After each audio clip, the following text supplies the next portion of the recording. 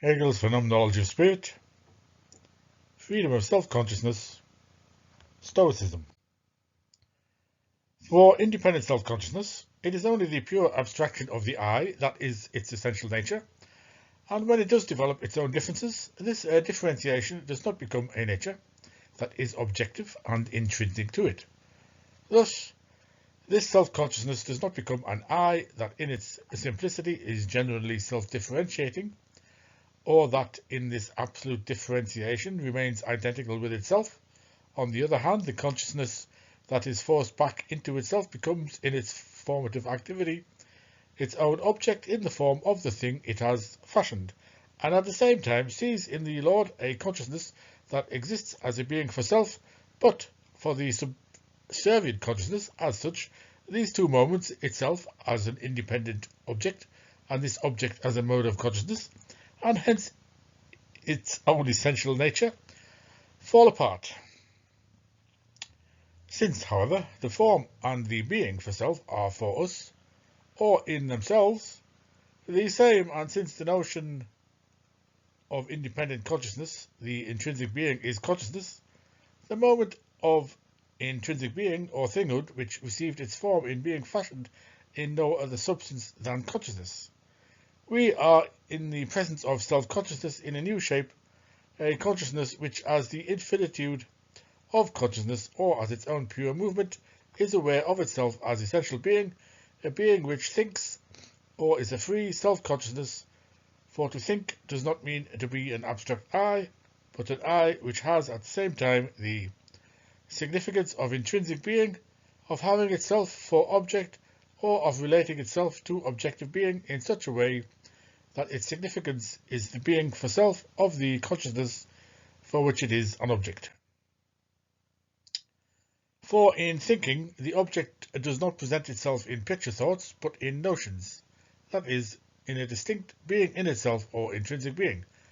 Consciousness being immediately aware that this is not anything distinct from itself, what is pictured or figuratively conceived, what immediately is, has as such the form of being something other than consciousness. But a notion is also something that immediately is, and this distinction, insofar as it is present in consciousness itself, is its determinate content.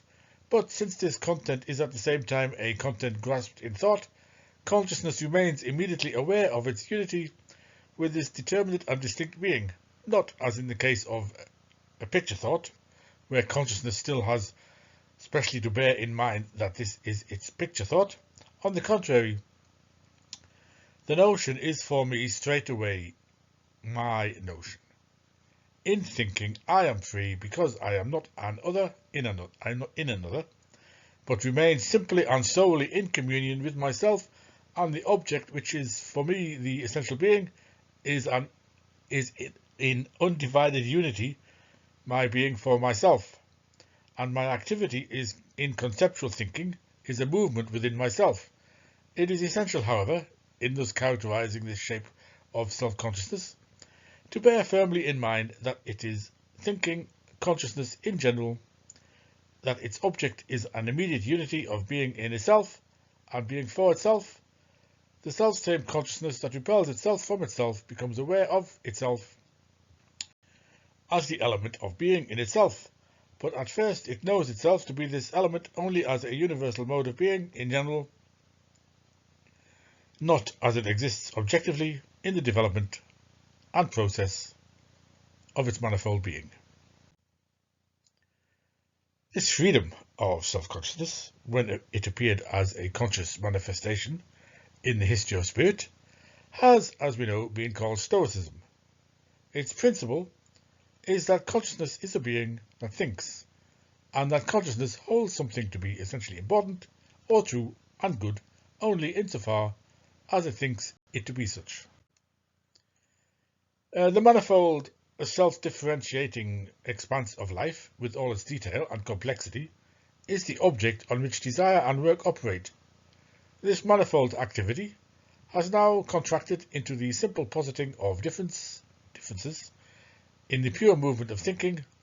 Essential importance no longer attaches to the difference as a specific thing, or as consciousness, or a specific natural existence, as a feeling, or as a desire and its object, whether this is posited by myself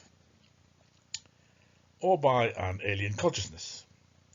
What alone has importance is the difference posited by thought, or the difference which from the very first is not distinct from myself. This consciousness accordingly has a negative attitude towards the Lord and a bondsman relationship. As Lord, it does not have its truth in the bondsman, nor as bondsman is its truth in the Lord's will and in his service. On the contrary, whether on the throne or in chains, in the utter dependence of its individual existence, its aim is to be free and to maintain that lifeless indifference which steadfastly withdraws from the bustle of existence, alike from being active as passive, into the simple essentiality of thought. Self-will is the freedom which entrenches itself in some particularity and is still in bondage, while Stoicism is the freedom which always comes directly out of bondage and returns into the pure universality of thought. As a universal form of the world spirit, Stoicism could only appear on the scene in a time of universal fear and bondage, but also a time of universal culture which has raised itself to the level of thought. Now, it is true that for this self-consciousness, the essence is neither an other than itself, nor the pure abstraction of the I, but an I which has the otherness within itself, though in the form of thought, so that in its otherness it has directly returned into itself. Yet at the same time, its essence is only an abstract essence. The freedom of self-consciousness is indifferent to natural existence, and has therefore let this equally go free. The reflection is a twofold one. Freedom in thought has only pure thought as its truth, a truth lacking the fullness of life. Hence freedom in thought, too, is only the notion of freedom, not the living reality of freedom itself, for the essence of that freedom is at first only thinking in general, the form as such of thought, which has turned away from the independence of things and returned into itself.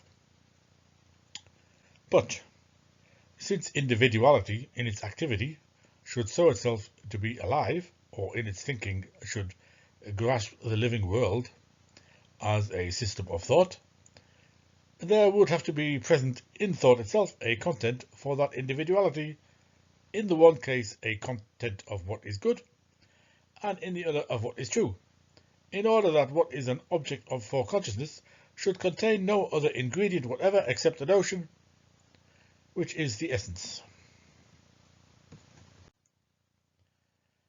But here, the notion as an abstraction cuts itself off from the multiplicity of things, and thus has no content in its own self, but one that is given to it. Consciousness does indeed destroy the content as an alien immediacy, when it thinks it. But the notion is a determinate notion, and this determinateness of the notion is the alien element which it has within it. Stoicism, therefore, was perplexed when it was asked for what was called a criterion of truth as such, that is, strictly speaking, for a content of thought itself.